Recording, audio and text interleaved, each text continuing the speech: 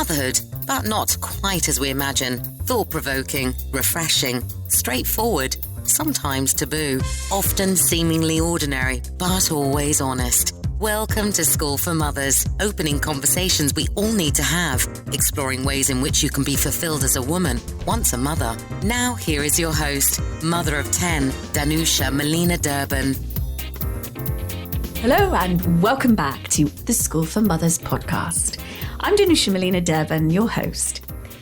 Anne's the author of It's Always Personal, Navigating Emotion in the New Workplace, and Going Grey, what I learned about beauty, sex, work, motherhood, authenticity, and everything else that really matters. Her latest book, Risk Reward, Why Intelligent Leaps and Daring Choices Are the Best Career Moves You Can Make, decodes what it takes to get ahead and achieve satisfaction in today's unpredictable new workscape. Now, over the years, Anne's worked as a columnist for Fast Company and Martha Stewart Living, and has written frequently for Harvard Business Review.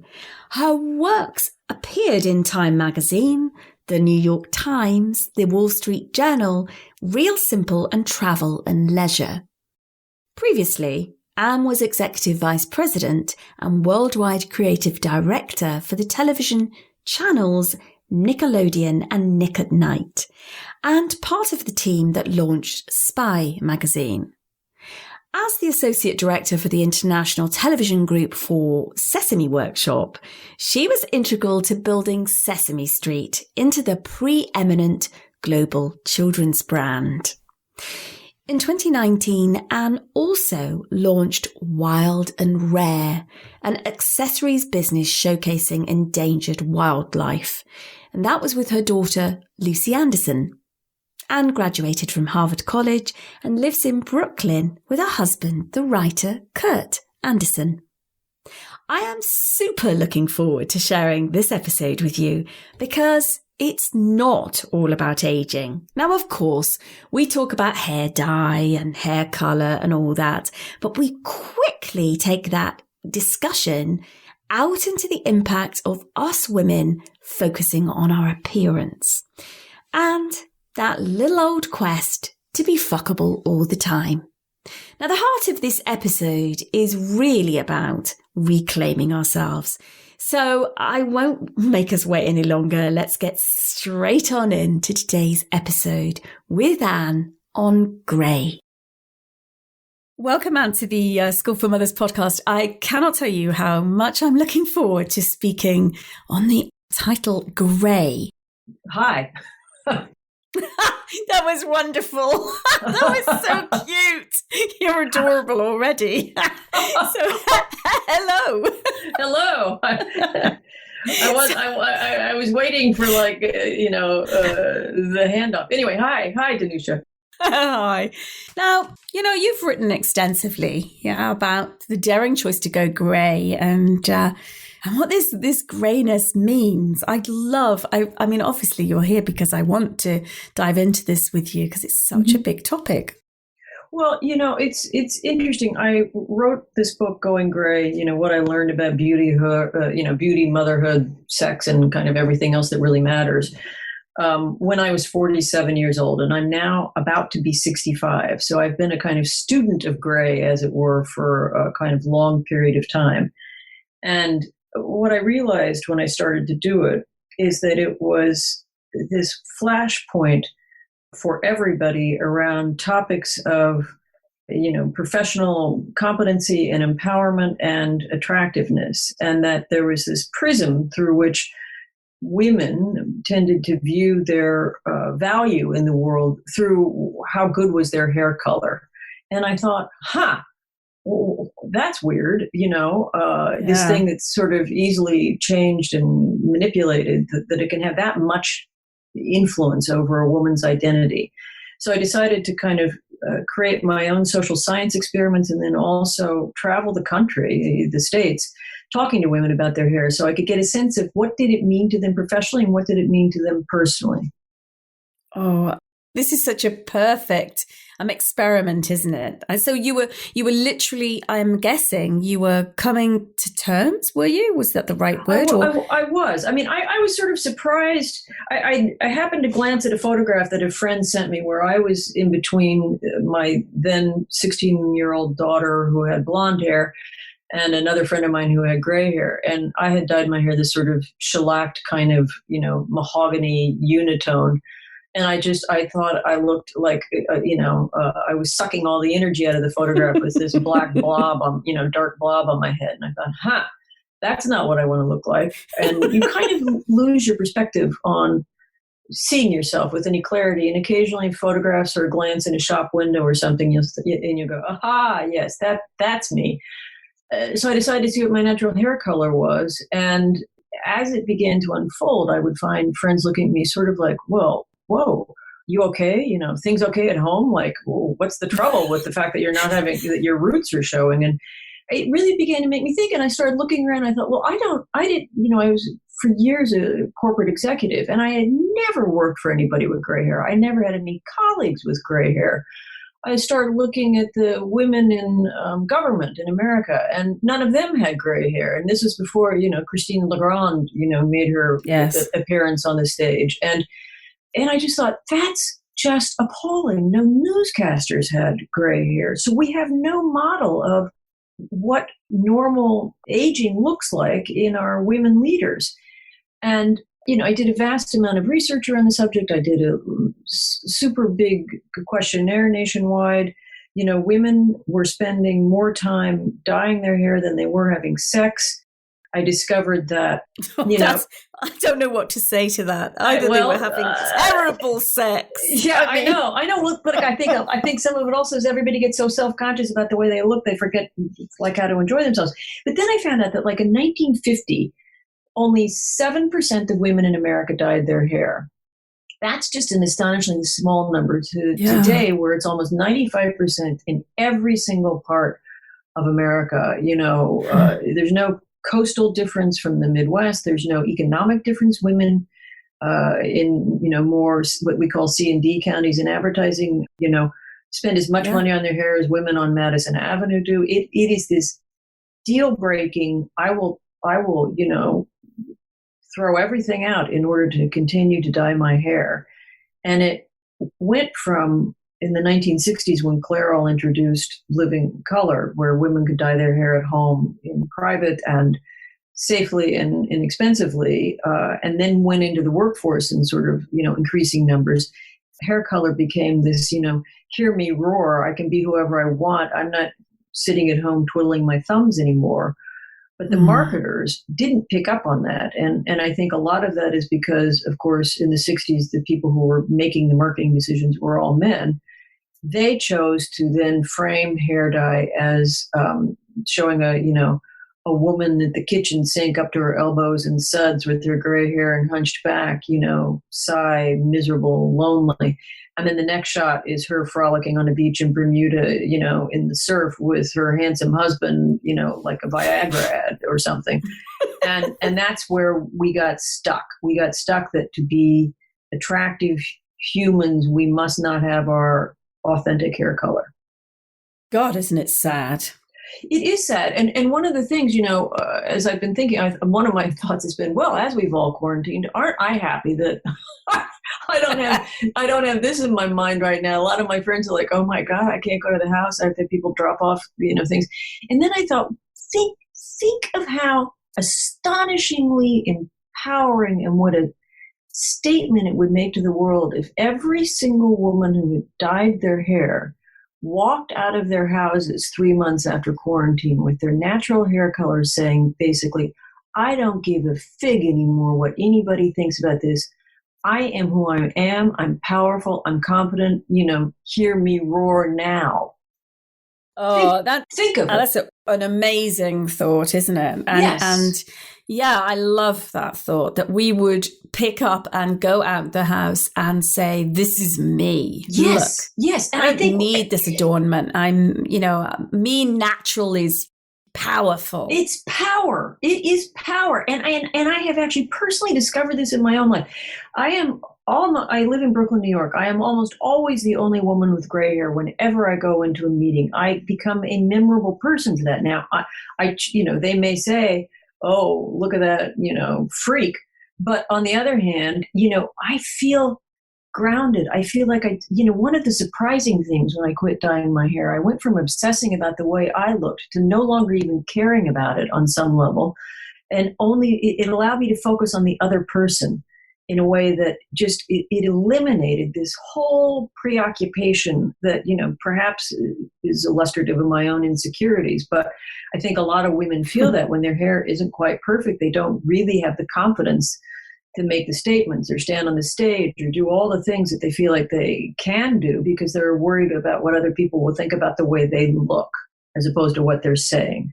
Well, exactly, because it's a distraction, isn't it? It's a huge, as you say, a preoccupation that we've spent hours and hours and months and years devoting our life to, when actually when it's taken away, we can discover, when we remove it as a preoccupation, we can discover that we are as powerful, or in fact more powerful. I just have to tell you a tiny story. In this quarantine, I mean, I report directly to boards around leadership and their strategies. So that's my professional careers. Listeners know this. And, I'm suited and booted, but the feminine side of it, obviously. And I'm I've got the hair and the makeup, and, it's all as you would imagine in a corporate environment. In quarantine, I have to say, I did get blepharitis once, and both of my eyes made me look like Shrek, and I couldn't wear, and I had a crucial board meeting that I had to be at in the city of London, and I couldn't wear my contacts, and I had a bit of a flip inside, and I went and I did this, reported to the board with my awful spectacles on, as I saw, and not a jot. They didn't even blink. They didn't even notice. I have to tell you, they didn't. This is so spot on. So I decided, I've been with my husband now for 45 years, shockingly enough. And probation, almost over then. I know. But I decided to go on Match.com in New York, Chicago, and LA. And the first time to sort of see if I could prove that, in fact, people are seduced by something as basic and simple as the color of a person's hair rather than the story of the photograph. This. And so I went on first with my shellacked brown hair with the image, and everything in the piece was absolutely the same. And then 6 months later, I went on with my gray hair. And counterintuitively, 3 times as many men wanted to go out with me with my gray hair as they did with my dyed hair. And I was just flabbergasted by that, because I had really thought, okay, I'm going to prove this point, And then I was on Good Morning America, a morning show in the States, and they repeated the experiment with a lot of other women, and they all had the exact same result too. And the point you just made is that nobody cared, nobody noticed, no one cares. We've all been sold a bill of goods to prop up the stock price of beauty manufacturers, because it's astonishing. If you basically look interested and you have a kind of level of energy that you're emitting to the world that says you want to be around me on some level, there how you're packaged is almost completely irrelevant if you have ideas and you care about what the other person is saying and you communicate in some profound way. I so love what you're saying, because the recently in the quarantine, I've all my work, as everybody's that are lucky enough to have any work now, are on Zoom, and I made just the scariest decision, which I have, apart from that moment with blepharitis, I have never, ever facilitated or reported to a board with no makeup on. Not in my life would I ever do this. I've been on Zoom, I can tell you, and I've been on Zoom meetings with no makeup, hair scragged back. Oh my God, dare I tell you how many days I haven't washed my hair for? Oh my God, it's 100 days. It's probably making it healthier. No, it's amazing. I'm actually currently undergoing my own experiment. How long can I not wash my hair for, and what will it do to my feelings of being a powerful woman? So I've literally experimented. Yeah, it's great. It's so great. And I don't want to hijack the conversation on it, but I've been on Zooms and I've been seeing no makeup, spectacles, hair not washed since March the 12th. Will I be powerful? Will I be inputting the same? How will I feel about me? How will they respond to me? Yes. Well, see, I think you will be powerful if we all join you in the statement. I used to wear makeup when I would go into meetings as well, even though I don't, dye my hair anymore. It was important to kind of at least play by the rules on some level. And, Yes. look, but it's because we have been convinced that if we don't have our war paint on, we are not going to be viewed as competent humans and successful. And so, if, again, it's to this point, you can wear a perfectly great pair of tailored blue jeans and a comfortable pair of flats and a nice blazer and crisp shirt, and you look terrific, right?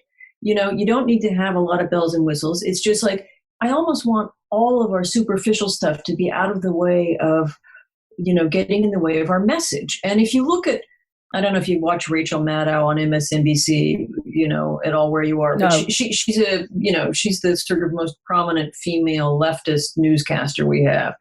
And she decided at the very beginning of her professional career, I'm going to wear the same thing every night. I'm going to wear a black blazer and a kind of top, and I'm going to have my makeup on. But my outfits are not ever going to be the conversation here.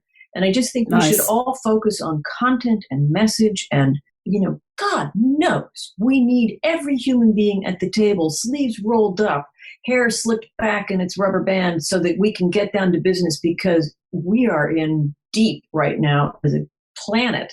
And, frankly, this other stuff was for a time when, we could all pretend life was rosy and great, and it's not. And so let's just be competent, professional human beings helping each other and not worry about the, packaging of our look. Now, before we continue, I want to tell you about today's sponsor.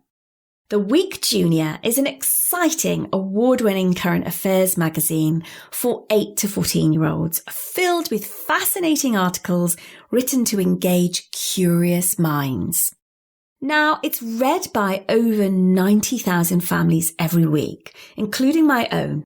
It helps children make sense of the world, provides context and clarity to complex issues, and improves general knowledge. The triplets and I often have a discussion, or rather debate, about lots of the topics. Every issue's packed full of news and events: animals, nature, science, books, sport, technology, films, recipes, puzzles, and more. Everything you could possibly need for our children. Now, you can try your first 6 issues absolutely free, saving £15 on the shop price, plus delivery is included. I mean, how good is that? So find out more at theweekjunior.co.uk/School for Mothers. That's weekjunior.co.uk/School for Mothers. I'll pop the link in the show notes also. Right, let's get back to my conversation with Anne on Grey. Well, all the packaging and the distracting variables that it inevitably actually are for women to one, prove themselves, yes. to spend inordinate amounts of time and money, doing time and money preening ourselves to fit a model of success that actually is bullshit. It is complete. It's complete. Oh, I'm glad to hear you swear. I swear like a gutter snipe, and I've been using words like fake. Yeah. But no, and it's that's what I sort of mean about the all hands on deck. The situations that we need to tackle throughout the world, and particularly in the United States right now, requires rethinking and re-envisioning almost every aspect of our society and placing our values in a forward momentum place where we are no longer obsessive about the kind of vanity of small influencers, shall we say, and we are much more focused on how do we help each other become a better society. Anyway. Oh, I'm with you completely. I mean, this obsession with vanity it's a waste of so much when we have very serious considerations to, work on collectively. And so, these blimmin' influences that are, I don't know, just it's vacuous. It's vacuous. It's vacuous. I noticed Angelina Jolie, who, my comment isn't about Angelina actually, but there was a media piece about Vivienne, her daughter, and her very sad loss during this quarantine period. Mm-hmm. And I looked at this. I don't follow celebrity things. I don't buy celebrity magazines or gossipy things. I just really haven't got the space for it. Yeah. But I did notice this on my phone because it put it up on my screen. I was like, oh dear, whatever's happened to Vivienne? Poor girl. Her pet bunny died. Right. I mean, seriously, her pet bunny. Yeah. So alongside the things in the world that are really pressing that we have to address to make our society, fairer, more just. Yeah. We have, Vivienne Jolie Pitt or whatever her name is, who's lost her pet bunny. And this is newsworthy. No. And this is just preposterous. It's just yuck. And I think women have tremendous power that we are not really utilizing and tapping into it because we are all cleaving to the, I look at the Trump White House and I see the women in their 17-inch stiletto heels and I think you are being like almost Chinese, concubines in the, 18th century, binding your feet so you're giving power away. Why are you doing this? You can't walk like a normal human fast down the hallway. You're a mannequin. And it's like women, obviously I think we've all been reading every report about every sort of, country and how they're handling the pandemic. And, the women-led countries are in fact doing a more responsible and better job, with things. We know all the data around women on boards and how they become more profitable companies. We know all the data around, only 13% of the U.S. Police force is female. And I feel like, if we were to equalize that just as a starting point, we might not be in such an aggressive, punity, militarized kind of, not that women don't have aggression and anger. I think we just don't tend to express it in similar ways, physical ways so much. I just feel like there's a thing in economics called the Overton window where sort of long laid seeds of change in one tiny nanosecond become possible. And I feel like we are in a kind of Overton window on so many different potential levels in terms of global, collaboration, in terms of female empowerment, in terms of Black Lives Matter, in terms of, of all the, groups in our society who have been oppressed, whether it's a tiny oppression like you need to dye your hair or you can't go into the boardroom, to the massive, oppressions of, historical slavery and profiling. So we definitely are in an Overton window. Yeah. And that's why what you've just called is a tiny oppression, but it would be of enormous, like humongous scale. Yes, exactly. Like just that image, I can see whoever the, photographer would be who would like photograph all of us walking out of our front doors, with purposeful stride, no makeup on, natural hair, looking super smart and capable. That you want to scare men? Whoa. They would freak out if suddenly they thought, wait, they've thrown off their, shackles?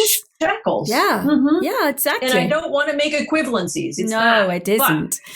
There is this, we have allowed this to happen to ourselves. And women were also the people, I did a whole book on emotion in the workplace and how the genders process and deal differently. And in that one, my entry point, as opposed to gray hair, was tears in the workplace. And in that and in this, women are our worst enemies. You know, it was women in the workplace who'd say, whatever you do, don't let them see you cry, even though my data and research shows that it doesn't actually affect your professional advancement.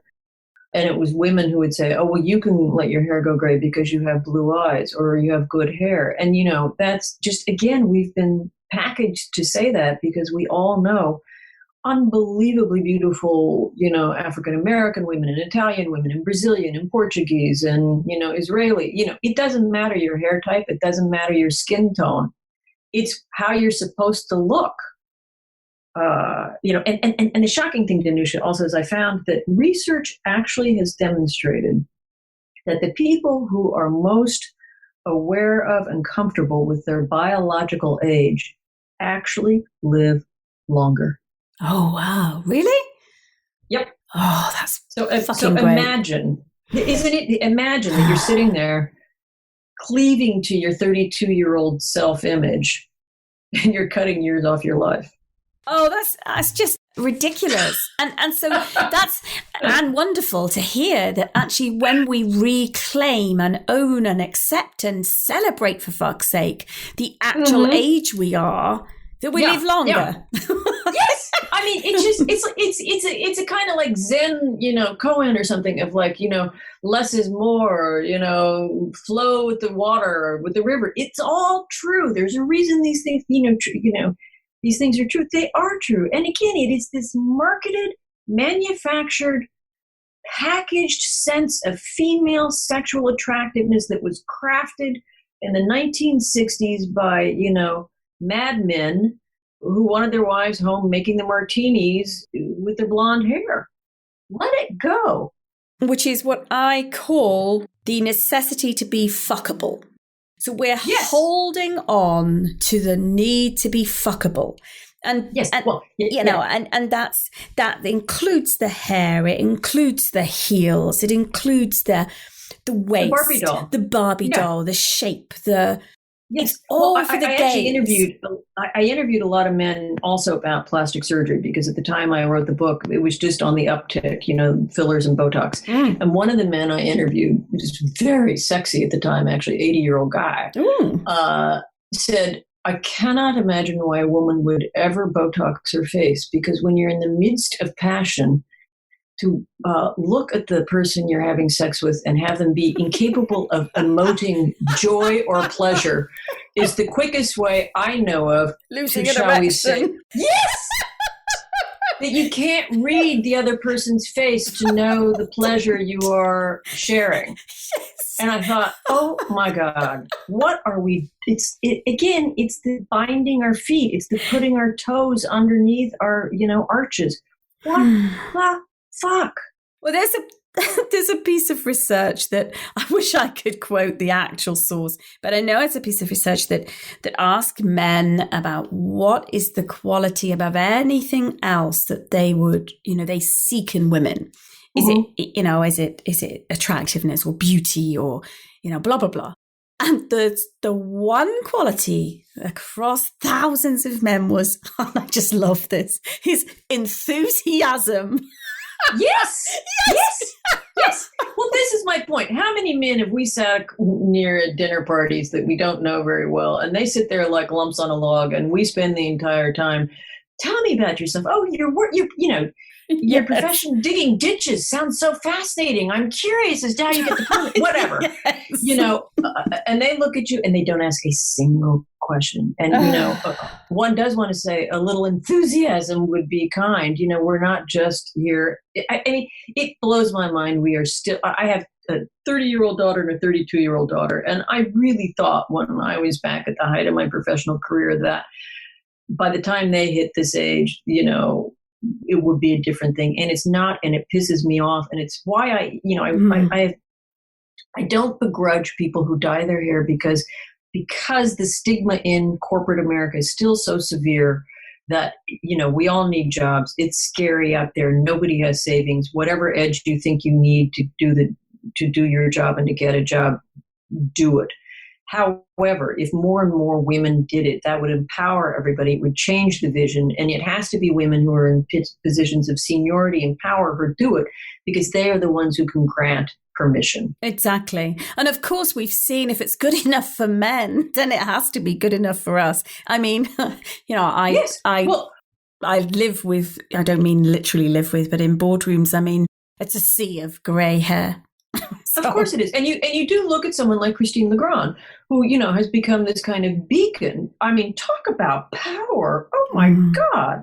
She just exudes a sense of power and competence. And I guarantee you, actually, if she had dyed brown hair, she would lose that.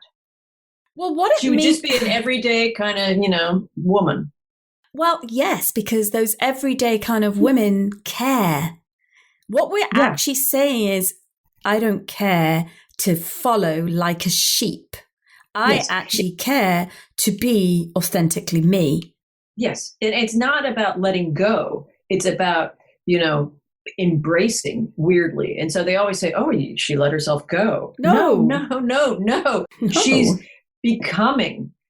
We need to change the dialogue around this. Words have power. Images have power. We need to begin to rise up and say, enough is enough. Let's get on with the business of making the world a better place. That's what we women historically do. Let's do it. We're good at it. We're better than you, frankly. So, dye your hair and go to the gym. So you're not a feminist then? Not really.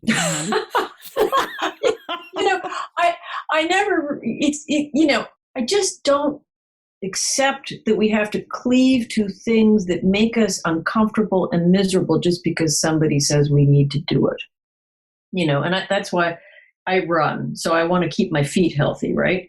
And so I've worn flats for like 15 years. And I realized years ago, my sister-in-law went to one of her college reunions, and she was actually her 50th college reunion. And she said that her classmates segregated into two groups. One group was the one that had, their hair done and, their cute cocktail dresses on and their pumps and the whole thing. And the other group was the women who came, in their comfortable shoes because they knew they wanted to go hiking and dancing and, having fun. And the comfortable shoe group were laughing and just, having the best time in the world. And the cocktail people were all, the shoe people, the hair people, were all kind of encased and sort of constricted in their emotional interaction with their friends whom they probably hadn't seen in 40 years since their 10th reunion kind of thing. It was just, and we know this to be true, when you feel constricted, when you feel constrained, you are not as creative as you can be. You're not as emotive as you can be. We know that emotional constriction actually dampens down creativity massively. It's like, why are we doing this? It's just, wake up. Well, it's because so much of the time us women are told to be attractive for men. Correct. Isn't it? Correct. I mean, it's for the male gaze. It's for the male gaze. Yeah, and in a hierarchy of attractiveness, we're back to that actually there's still a pecking order of who's who and who gets the men. Yes. Well, I think one of the, again, kind of Overton window moments coming out of, BIPOC and LGBTQ movements are the embracement of diversity and the celebration of diversity. And I was actually listening on the news this morning to a young African-American historian who had written an essay for The Atlantic about, we're unhappy with the persecution, but we're not unhappy being Black. Oh, don't rob that. And so the conversation that I think, from your work in boardrooms, the greater diversity that your workforce has, the more successful you are ultimately going to be. Absolutely. Because it brings a multiplicity of opinions and ideas and solutions and all blah, blah, blah, blah, blah, blah. That's true, just level that up to, planetary, and that's where we should be, not constricted. Not constricted. So let's go back to your daughters. So life has not come on as far as you ever hoped for in their lifetime. Yeah. And you work with one of them, don't you? Oh, I do work. Yeah. My younger daughter is a graphic designer. Yeah, so I was fascinated to see that you have a mother-daughter business. Yeah. Yeah. How does it go? How does it work? It was a simple idea, which is that I don't know if you saw the story a couple of years ago of the orca, the whale in the Pacific Northwest, who had a baby, and it was the first one to be born to this pod in 3 years, and the baby died, and the mother went on a 1,000-mile mourning tour with the baby on her snout, showing her to everybody in her community, the orca community, and I just we've all been freaking out about climate change and the loss of biodiversity, and it just galvanized me. So I called my kid Lucy and said, would you like to work with me on this?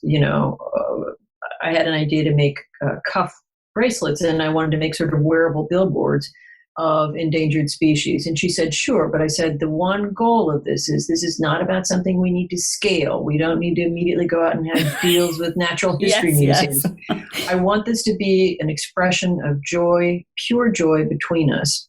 Never will there be a deadline. You do the work when you want to do the work. I will pay you for the work, but it is your driven. And as a result of that, it's been marvelous.